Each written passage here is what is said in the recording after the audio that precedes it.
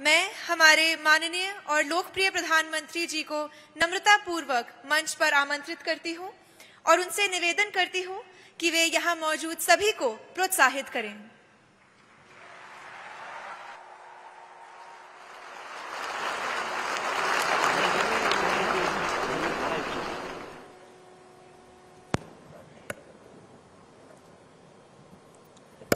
नमस्कार।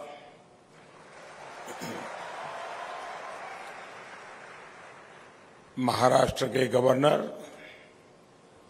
श्री भगत सिंह कोश्यारी जी, श्रीमान देवेंद्र फडणवीस जी, श्रीमान सुभाष देसाई जी, ईस्ट यूनिवर्सिटी के founder president professor S B. Majumdar ji, principal director doctor Vidya A. Rawatkekar ji, सभी फैकल्टी मेंबर्स,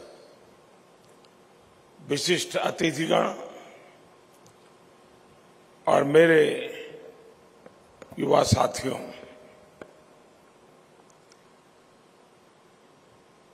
आज आप सरस्वती का धाम वैसी एक तपोभूमि का, जिसकी गोल्डन वैल्यूज है और गोल्डन हिस्ट्री है, इसके साथ साथ एक इंस्टीट्यूशन के रूप में सिम्बायोसिस अपनी गोल्डन जुबिली के मुकाम तक पहुंचा है।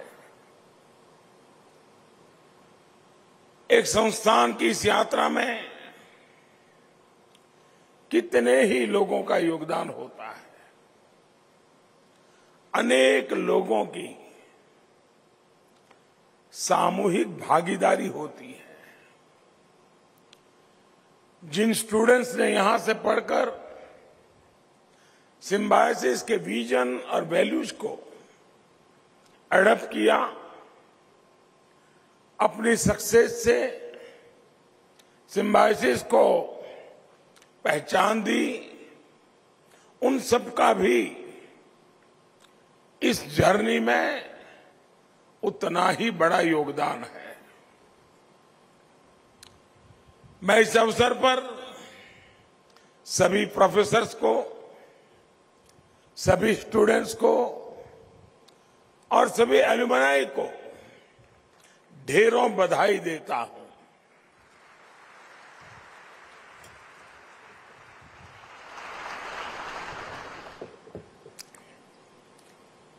मुझे इसी गोल्डन मोमेंट पर आरोग्य धाम कॉम्प्लेक्स के लोकार्पण का अवसर भी मिला है। मैं इस नई शुरुआत के लिए पूरी सिम्बायोसिस फैमिली को अनेक अनेक शुभकामनाएं देता हूं। मेरे युवा साथियों, आप एक ऐसे इंस्टीट्यूट का हिस्सा है जो वसुधैव कुटुंबकम के भारत के मूल विचार पर निर्मित है।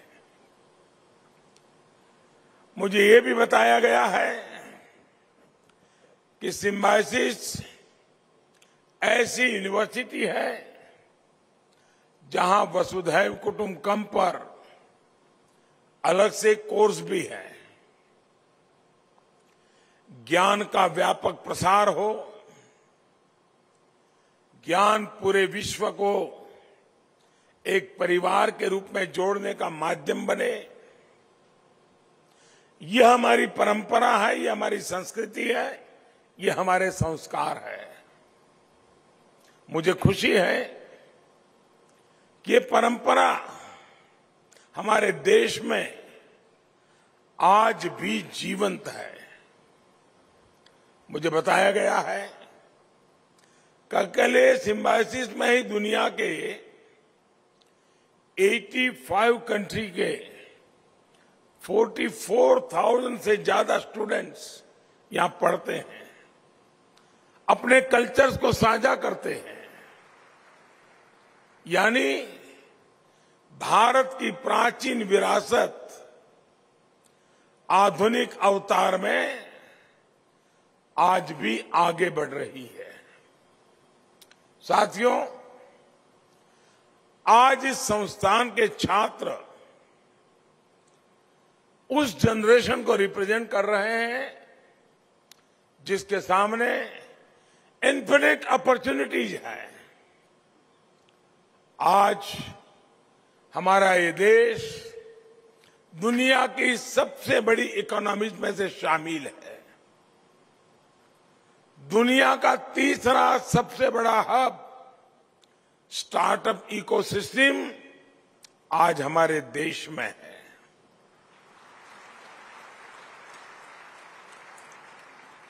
Startup India, stand up India, make in India और आत्मनिर्भर भारत जैसे मिशन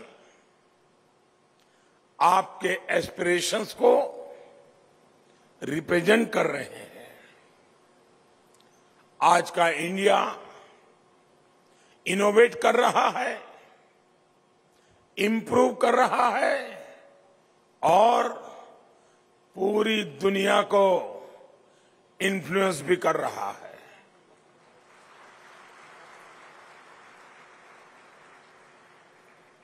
आप पुणे में रहने वाले लोग तो और अच्छी तरह जानते हैं कि कोरोना वैक्सीन को लेकर भारत ने किस तरह पूरी दुनिया के सामने अपना सामर्थ्य दिखाया है।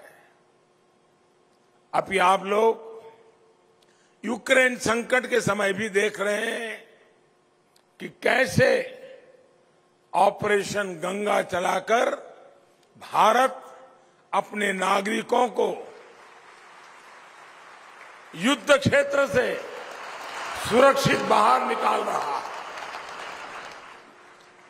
दुनिया के बड़े बड़े देशों को ऐसा करने में कई मुसीबतें झेलनी पड़ रही हैं, लेकिन ये भारत का बढ़ता हुआ प्रभाव है कि हम हजारों छात्रों को वहां से अपने वतन वापस ला चुके हैं। साथियों, आपकी जनरेशन एक तरह से खुश नसीब है कि उसे पहले वाली डिफेंसिव और डिपेंडेंट साइकोलॉजी का नुकसान नहीं उठाना पड़ा। लेकिन देश में अगर ये बदलाव आया है तो इसका सबसे पहला क्रेडिट भी आप सभी को जाता है, हमारे युवा को जाता है, हमारे यूथ को जाता है। अब आप देखिए, उदाहरण के तौर पर जिन सेक्टर्स में देश पहले अपने पैरों पर आगे बढ़ने के बारे में सोचता भी नहीं था, उन सेक्टर्स में अब हिंदुस्तान ग्लोबल लीडर बनने की राह पर है।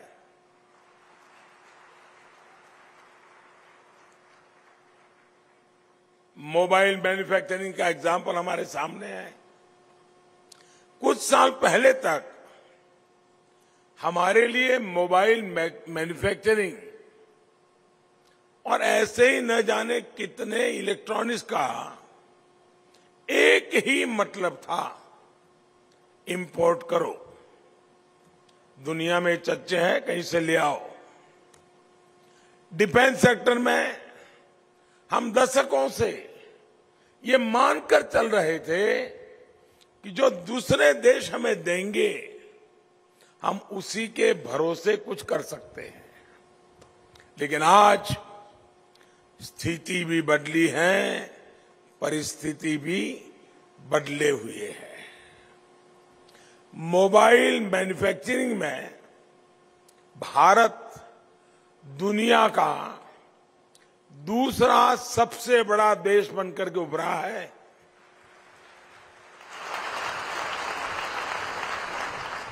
सात साल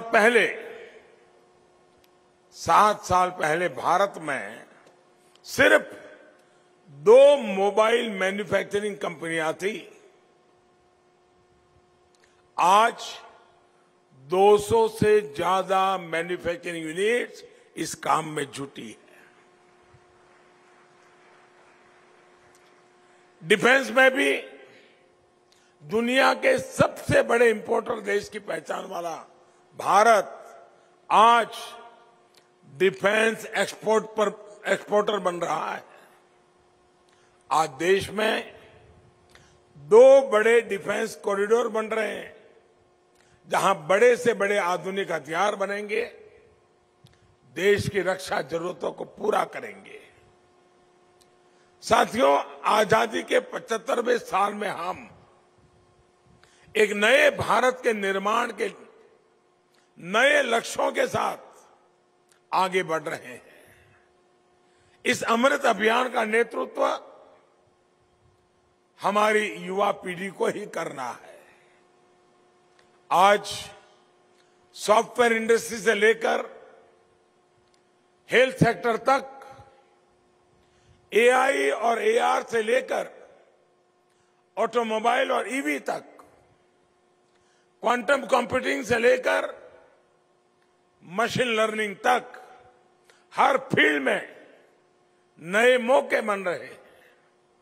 देश में जियो स्पेशल सिस्टम्स, ड्रोन से लेकर के सेमीकंडक्टर और स्पेस टेक्नोलॉजी तक लगातार रिफॉर्म्स हो रहे हैं। ये रिफॉर्म्स सरकार का रिकॉर्ड बनाने के लिए नहीं है, ये रिफॉर्म्स आपके लिए अवसर लेकर के आए हैं। और ये मैं कह सकता हूं, ये रिफॉर्म्स आपके लिए हैं, नौजवानों के लिए है। आप चाहे टेक्निकल फील्ड में हो, मैनेजमेंट फील्ड में हो या मेडिकल फील्ड में, मैं समझता हूं ये जो सारी अपॉर्चुनिटीज पैदा हो रही है, वो सिर्फ और सिर्फ आपके लिए है। आज देश में जो सरकार है, वो देश के युवाओं के सामर्थ्य पर, आपके सामर्थ्य पर भरोसा करती है। इसलिए हम एक के बाद एक अनेक सेक्टर्स को आपके लिए खोलते जा रहे हैं। इन अवसरों का खूब फायदा आप उठाइए, इंतजार मत कीजिए। आप अपने स्टार्टअप शुरू करिए। देश की जो चुनौतियां हैं, जो लोकल समस्याएं हैं, उनके समाधान यूनिवर्सिटीज से निकलने चाहिए, नौजवानों के दिमाग से निकलने चाहिए। आप ये हमेशा याद रखिए कि आप चाहे जिस किसी फील्ड में हो, जिस तरह आप अपने कैरियर के लिए गोल सेट करते हैं, उसी तरह आपके कुछ गोल्स देश के लिए भी होने चाहिए। अगर आप टेक्निकल फील्ड से हैं, तो आपके इनोवेशंस, आपका काम कैसे देश के काम आ सकता है। क्या आप कोई ऐसा प्रोडक्ट डेवलप कर सकते हैं जिससे गांव के किसान को हेल्प मिले, रिमोट एरियाज में स्टूडेंट्स को कुछ मदद हो सके। इसी तरह अगर आप मेडिकल फील्ड में हैं, तो हमारे हेल्थ इंफ्रास्ट्रक्चर को कैसे मजबूत किया जाए, कैसे गांवों में क्वालिटी हेल्थ सर्विस उपलब्ध हो, इसके लिए आप टेक फ्रेंड्स के साथ मिलकर नए स्टार्टअप प्लान कर सकते हैं। आरोग्य धाम जैसे जिस विजन का सिम्बोसाइज ने शुरू किया है, ये भी पूरे देश के लिए एक मॉडल के रूप में काम आ सकता है। और जब मैं आरोग्य की बात कर रहा हूं तो आपसे ये भी कहूंगा कि अपनी फिटनेस का भी ध्यान जरूर रखिएगा। खूब हंसिए, अभी नहीं, बाद में जॉक्स मारिए, खूब फिट रहिए और देश को नई ऊंचाई पर लेकर जाइए।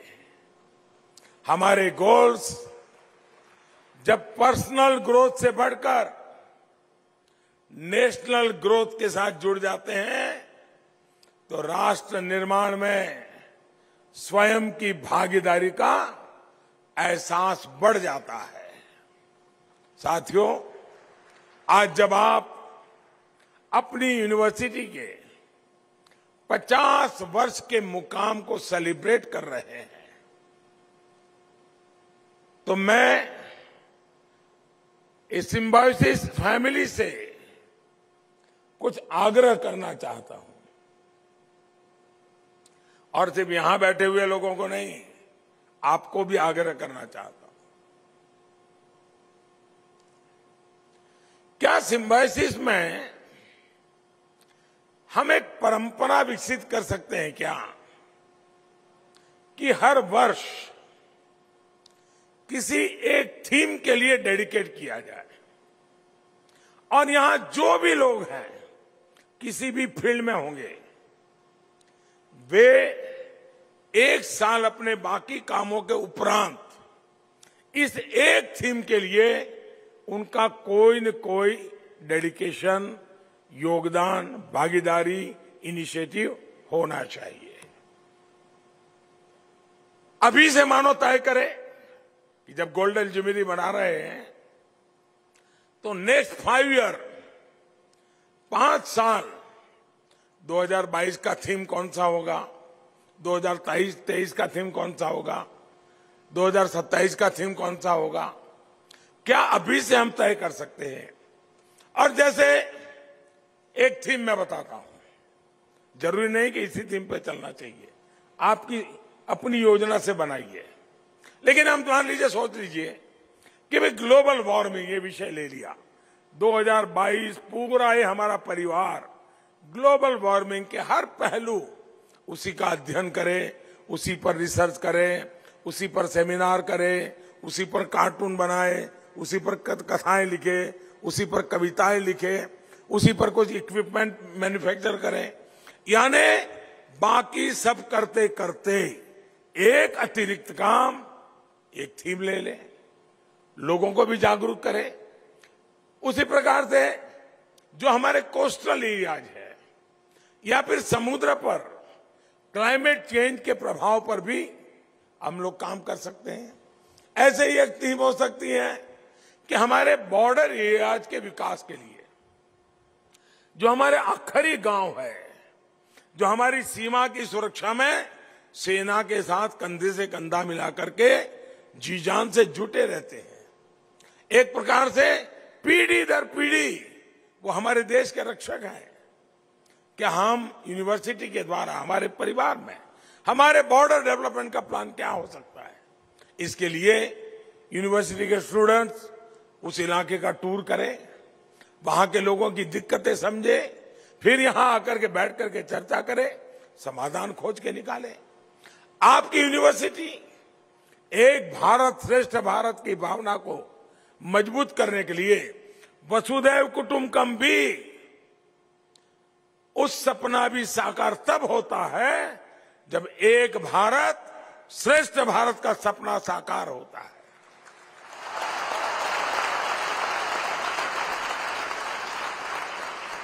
यूनिवर्सिटी में आए एक क्षेत्र के छात्रा दूसरे क्षेत्र की भाषाओं से के भी बहुत कुछ शब्द सीखे, तो और भी बेहतर होगा।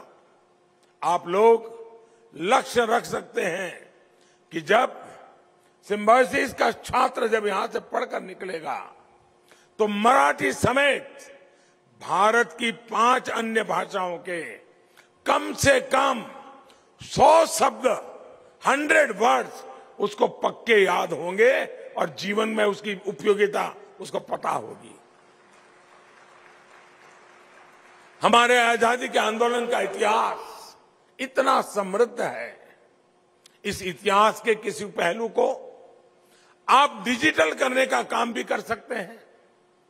देश के युवाओं में एनएसएस, एनसीसी की तरह हम किस तरह और नई एक्टिविटीज को बढ़ावा दे सकते हैं, इस पर भी ये पूरा परिवार मिलकर के काम कर सकता है। जैसे वाटर सिक्योरिटी का विषय हो, एग्रीकल्चर को टेक्नोलॉजी से जोड़ने का विषय हो, सॉइल हेल्थ टेस्टिंग से लेकर के फूड प्रोडक्ट की स्टोरेज और नेचुरल फार्मिंग तक, आपके पास रिसर्च लेकर जागरूकता बढ़ाने के लिए बहुत से टॉपिक्स हैं। ये टॉपिक क्या होंगे इसका निर्णय मैं आप पर छोड़ता हूं, लेकिन ये जरूर कहूंगा कि देश की आवश्यकताओं को, देश की समस्याओं के समाधान को आप अपने उन विषयों को चुनिए ताकि हम सारे नौजवान, सारे यंग माइंड मिलकर के, इतनी बड़ा इंफ्रास्ट्रक्चर है, व्यवस्थाएं हैं, हम कुछ न कुछ सॉल्यूशन दे देश को। और मैं आपको निमंत्रण दे रहा हूं कि आप अपने सुझावों और अनुभवों को सरकार से भी साझा करिएगा। इन थीम्स पर काम करने के बाद आप अपनी रिसर्च, आपके रिजल्ट, आपके आइडियाज, आपके सुझाव प्रधानमंत्री कार्यालय को भी भेज सकते हैं। मुझे विश्वास है कि जब यहां के प्रोफेसर्स, यहां की फैकल्टी, यहां के छात्र मिलकर इस अभियान का हिस्सा बनेंगे तो बहुत अद्भुत नतीजे निकलेंगे।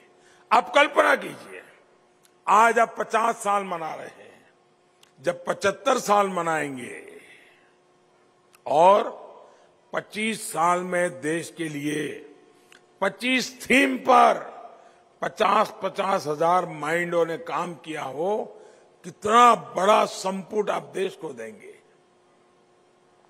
और मैं समझता हूं इसका बहुत बड़ा फायदा सिम्बायोसिस स्टूडेंट्स को ही होगा।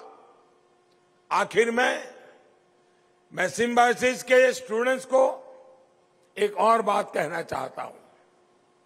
इस संस्थान में रहते हुए आपको अपने प्रोफेसर से, टीचर से, अपने साथियों से बहुत कुछ सीखने को मिला होगा। मेरा आपको सुझाव है कि सेल्फ अवेयरनेस, इनोवेशन और रिस्क टेकिंग एबिलिटी को हमेशा मजबूत बनाए रखिएगा। मैं आशा करता हूं कि आप सब इसी भावना के साथ अपने जीवन में आगे बढ़ेंगे और मुझे विश्वास है कि 50 साल की आपके पास एक ऐसी पूंजी है, अनुभव की पूंजी है। अनेक एक्सपेरिमेंट करते करते आप यहां पहुंचे हैं। एक खजाना है आपके पास, ये खजाना भी देश के काम आएगा। आप फले फूले और यहां पर आने वाले हर बच्चा अपना उज्जवल भविष्य बनाने के लिए आत्मविश्वास के साथ निकल पड़े, यही मेरी आपको शुभकामनाएं है। मैं फिर एक बार आपका धन्यवाद इसलिए भी करूंगा कि मुझे आपके बीच आने के लिए कई अवसर मिलते रहते हैं, लेकिन आ नहीं पाता हूं। जब मुख्यमंत्री था तो एक बार जरूर पहुंच गया था आपके बीच। आज फिर इस पवित्र धरती पर आने का मौका मिला है। मैं आप सबका बहुत आभारी हूं कि मुझे इस नई पीढ़ी के साथ रूबरू होने का अवसर दिया। बहुत बहुत धन्यवाद, बहुत बहुत शुभकामनाएं।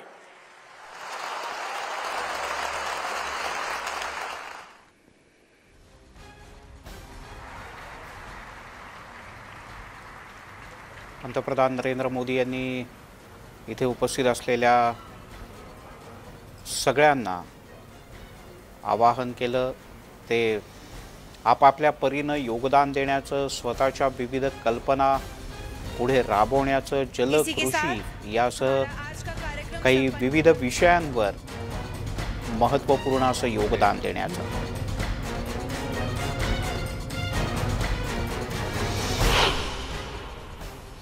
यासोबत दुपारच्या बातम्यांमध्ये इथेच थांबूयात. पाहत रहा न्यूज 18 लोकमत.